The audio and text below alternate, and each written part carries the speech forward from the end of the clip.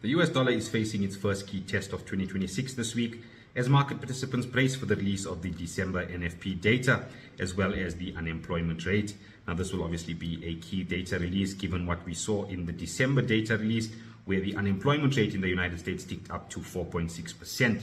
This was obviously received with a bit of negativity from Federal Reserve policymakers as they continue to have concerns around the health of the US labor market. However, the data in December was balanced out by a positive GDP reading for the third quarter in the US, which beat expectations by a significant margin.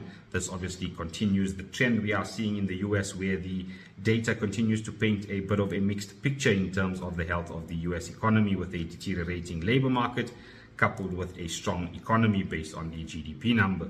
Now, looking ahead, obviously, at what could happen at this week's meeting or at this week's data release, obviously, if we do get an uptick, obviously, or a bit of a miss when it comes to the unemployment number, we could obviously see significant volatility in the US dollar, as well as potential implications for overall market sentiment as well.